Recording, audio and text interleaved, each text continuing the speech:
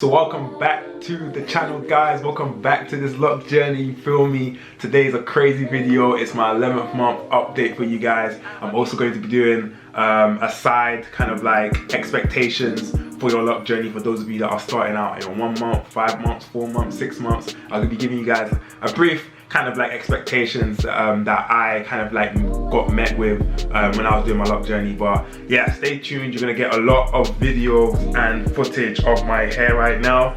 It's crazy because like this is 11 months right now. Wow. Okay, so I'm gonna try to keep this video short and show you guys just a ton of B-rolls of my hair so you guys can kind of understand what 11 months looks like for me. So yeah, so while you're watching those kind of like B-rolls of my hair, just listen up. I'm gonna be talking about expectations that you might be facing when you start your lock journey. So let's get into the first one. The first one for me that hit me was literally the tension and irritation. Expect a lot of tension and irritation of your scalp. Now, this is going to be tension from the hairstyle. I'm not talking about like dandruff or fungus or bacteria growing in your hair or just hygiene. I'm talking about the style. If you're a guy that hasn't done many cornrows in the past or any kind of like twist outs or something like that, you're not used to kind of like hairstyles, yeah, then yeah, expect a lot of irritation and a lot of like painful tension, because for me, like my scalp is so tender-headed. Like I'm the definition of tender-headed. Like I'll have a retwist and then 1 week into it, I'm just like, I must have fucking alopecia. I'll be stating every kind of definition, scalp condition in the book, because my head just starts to hurt. Then like after 2 weeks, it just goes away, then I feel fine. But yeah, to avoid that, just kind of get retwist every month or every 2 months or 3 months. I get mine every 3 months, just to avoid that tension in the first 2 weeks. Okay, so next kind of expectation is the ugly phase. Now, you're gonna hear about it a lot of the time. You're probably in the ugly phase and you don't even realize it. I remember I was like 3 months or 4 months in. You can go back to my old videos. I literally thought I was a shit. I thought I was so good looking back then, but now I look back at those videos, Lord have mercy, oh my God. Listen, when I get to 12 months and I go from 1 month to 12 month video and I show you 3 months and 4 months, you guys can even go back. I look horrendous. And that is the ugly phase. Obviously, if you have a very fortitude mentality like me, then you don't think of the ugly phase as an ugly phase. But yeah, you're ugly. Your hair is gonna be rough. Your locks aren't formed yet. They look like squiggly lines. Everything just looks a mess. If you're growing out a beard, then it looks extremely bad. People are gonna tell you a lot of the time to just quit, stop, get a haircut, get a fade. Get waves, you feel me? But just keep pushing through that ugly phase, you understand? I would say it disappears after like, what, depending on how the length of your hair, I'd say like once you get to like the stage where your hair starts to kind of like dangle a bit, you feel me? Dangle a bit from like hair, then that's when I'll be like, okay, I bet you're out of the ugly stage. Because for me, it was when I got a bit of hang time, that's when I was like, okay, bet, this. Like, I already felt good about myself, but now I'm like, I really feel good about myself. Then you get that fresh weed test, you're thinking, And when people's opinions start changing, that's when you know you're out of the ugly phase. Before, people be like, oh shit, I don't really have faith in your lock journey. Then like after you get past that ugly phase, they're like, okay, I can see the dream, I can see what you're working with. You understand? So that's one thing to expect. The next thing to expect is covering your hair 24/7. Like, I don't know if most people do that on a regular basis. Like before I started my lock journey, I had my afro, I really didn't cover my hair up. I don't think I used a bonnet at all. Didn't use a do-rag. I wasn't trying to get waves back then, so I wasn't used to sleeping with a bonnet or like a do-rag for the first part of my journey. And even throughout my journey now, like I don't think I've been to bed, maybe a few times, but I don't think I've been to bed without my bonnet. It's kind of like a staple thing now, which is annoying because it's kind of like entered my lifestyle and became part of my lifestyle when it wasn't for the past, what, 20 years. So yeah, expect you to have something to cover up your hair. I need to get a longer bonnet now because the bonnet I use does a bad job of like cuffing my locks. So because my bonnet ends about here, my locks kind of like get jam-packed up in the morning and everything. They're kind of like curled up or bumped at the ends and stuff like that. So I need to get a bigger bonnet now, I guess, which is weird. I know they sell them, but yeah, expect wearing a bonnet or covering your hair. I would suggest for guys that are trying to avoid the whole kind of ugly stage, or for guys that want to start their lock journey earlier with short hair, just wear a do-rag. Wear a do-rag from like 1 to 4 months, then you be calm, you understand? Or just wear a do-rag from 1 to 6 months. But after a certain point, once your hair starts growing, like the do-rag won't be able to maintain it. So yeah, you're gonna be wearing a lot of covering, just expect that. Okay, so the next expectation is literally expect a sudden growth in your hair or the length of your hair. And the reason why I say that is because for me, it was a situation where I knew my 4C hair wanted to grow and it would grow really fast, but I would kind of like comb out the hair or brush out the hair. Like I would get a lot of breakage when I would just grow my hair naturally. When you're starting your lock journey, you're gonna realize that your hair is such in a natural state that it just flourishes. Like it literally just flourishes. Your length, what it is, I think that's what it is. You retain more hair, you understand? Your hair retention is like pretty much 200%. So you literally gain this kind of like sudden hair growth, which you wouldn't have if you had continuously combed out your hair, brushed out your hair and stuff like that. Your hair retention goes through the roof. So it seems like you get this kind of like sudden hair growth. Like the moment I got to like, I'll say month 2, month 3, my hair just started exploding out the woodworks. Like I was like, damn, my hair's growing really, really fast. And it wasn't the growth, it was just that my hair retention was just crazy, you understand? So you're gonna see a sudden growth of your hair. Like your hair's gonna love this journey, you feel me? Especially if it's 4C, 4B, 4C, or 4A, or whatever it is. It's gonna love this journey, you feel me? Next expectation is literally expect to break that bank.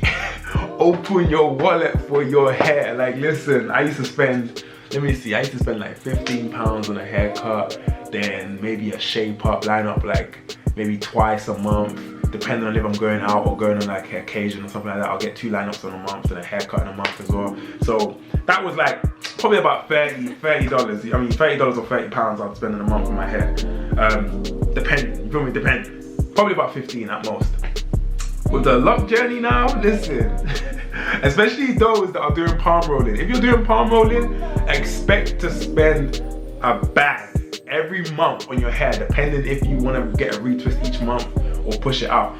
For me, I've just naturally fallen into the 3-month retwist kind of thing because I do interlocking. So I don't spend much of a bag, but like I would spend like what, 50, then a haircut, like 65 every time I do my hair, you understand? And that's a lot, especially if you're doing it every month. And I know in America, the prices are through the roof. I know there's those locticians that are charging you, I don't know, like $80, $70, $100 just a retwist. Like what? Nah man, that's bullshit. So when you're starting your lock journey, expect to break the bank, especially when it comes to products as well. Rose water ain't cheap. It is cheap, but it's not cheap, you understand? Especially if you're hydrating your hair every single day. Rose water ain't cheap. Tea tree oil, that shit ain't cheap, you understand? So expect to definitely break the bank. It's not obviously an expensive hairstyle, but if you maintain your hair a lot and you kind of like to maintain your hair, then yeah, expect to break the bank. Especially as a guy as well, like we don't really kind of take care or spend much money on a low cut, you understand? So kind of switching from a low cut to locks is kind of like, yeah, that's a lot of money, you understand? Girls on the other hand is different. Everyone knows girls spend a check on their hair, so expect to spend a lot of money. Okay, so the next expectation, yeah, is literally attention. You are gonna draw attention. I'm talking about attention from everybody and their mama, you understand? When you start your lock journey and your hair starts hanging, you starts doing the little thing that it starts doing, you're gonna start drawing attention. And listen, guys, you're gonna draw a lot of female attention. A lot of female attention. It's gonna go through the roof. I didn't understand how much women actually liked men with long hair. Like I thought that was just like a thing. Like I didn't think that was a thing. I thought girls liked low cut hairstyles. Even I thought that was like the blueprint for the black man. A low cut hairstyle. But the moment you start to grow hair, you attract different attention from different females, like different caliber of females, you feel me? Like the average girls like the guys with the low cuts, you understand? But the very special girls like the guys with long hair, man, especially locks. So listen, expect their attention, expect people eyeing you up, expect literally girls literally coming from you from left, right, and center. Especially, hey, girls, it works the same way. It works the same way. The moment you start your lock journey, boy, the attention you start getting from guys, because listen, girls with locks are just different, man. They're just different. Literally, a girl with locks is like, chef kisses every single day, especially if they're long as well. Like what? And especially when they do this little like pony type, bunny type style. Like when they're like maybe like 1.5, 2 years into their journey, and the hair is just about hair. Come on, match that with some hoop earrings. Listen, yeah. So when you start your lock journey, definitely expect mad attention from everywhere. This leads on to my next expectation. Expect the stigmas. The stigmas, the connotations, the negative connotations that have already been associated with locks and long hair, men with long hair. Like I remember I was planning to go to Nigeria this year, and I just realized, wait, hold up, I've got locks. Like, I can't be walking into Nigeria with this long hair like this. Like, even a guy just wearing long hair like that, like, regardless of if it's locks or not, it's bad, you understand? You're seen as a delinquent, you understand? So, that is something that I was fucking shitting myself, kind of like understanding shit. Am I gonna have to kind of put my hair in a style that is not gonna draw too much attention to me or not? So, definitely expect the stigmas that are already there. Like if you live in America, then you already know the stigmas that are already attached to your hair as well, and even your skin color, just being a black person. So expect that. Expect people to have a certain opinion of you before you even like meet them and stuff like that, before they even get to meet you. Expect people to have an opinion of you. Like if you're in the corporate world, expect people to think of you a certain type of way. You might not get a job in an interview, so just kind of have a look out for that. Don't be shocked, just expect it. I remember I had an interview recently last year, and that was one of the things that it completely slipped my mind until I realized, wait, hold up, I am going into a very white environment. Are they even gonna allow my hair in this business? Like, am I gonna be seen as presentable, deemed presentable? And especially when your hair is in like the beginning stages, it doesn't look formed, it doesn't look like, you feel me? So yeah, expect that. Now the last expectation, I'm keeping it positive right now, expect the glow up. Expect the motherfucking glow up. Listen, you're gonna go from a 2 out of 10 to a 13 out of 10. Trust me, the glow up is gonna be mad. Like yeah, the ugly phase is an ugly phase, you feel me? But the moment you get that hang time, the moment your hair gets down here, you put it in a style. I'm telling you, put it in a style, you put it this and that, you go from a 7 or 5 or a 6 to a 13. You're on a different caliber, bro. A different caliber. So listen, if puberty fucked you up and didn't get you to a certain level, facial wise, you're facially challenged. Listen, when your lock journey gets to that level, you're gonna have another glow up, you feel me? And that's a perk, just expect that, you feel me? That's all my expectations really. If you wanna check out more kind of like videos that are kind of informative throughout the lock journey, check out my other videos and stuff like that. I wanted to keep this kind of short because I've got a lot of videos planned for my 12 months in the next month coming up, or the ending of this month to be honest. So I'm gonna go back, get my retwist right now. I haven't got a retwist in 3 months.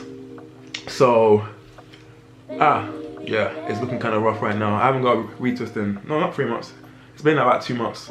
2 months and something now, and some change.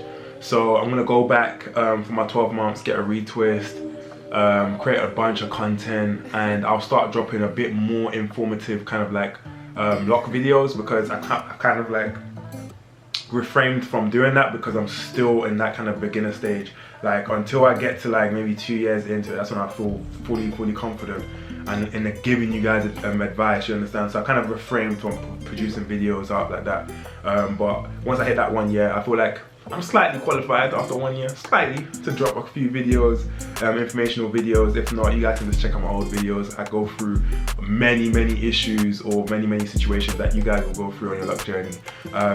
But yeah, for those asking, I haven't really done much to my hair. It's literally just the same shit that I use. I use tea tree oil. I've been using the Menelaterals. I've been using the Menelaterals hair products that I showed in one of my videos. I think my 9-month video. That's been working pretty well. for my hair as well. I like how it's got a mixture of multiple different oils in it. I've been washing my hair a lot more frequently, so I wash my hair about once or twice a week, depending on how like crazy my season is. But since my season is kind of ending now and I'm not doing less, I'm having less practices and stuff like that, I'm only washing it once a week, so it's not bad. I think it's a decent level to be washing it at.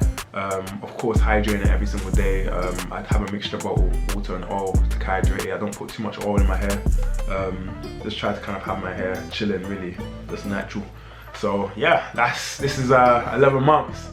Yeah, if you guys enjoyed this video and want to see more lock journey, then subscribe down below. You feel me? We gonna get it. And I'll see you guys in the next lock journey or 12 months update. You feel me? Let's get it.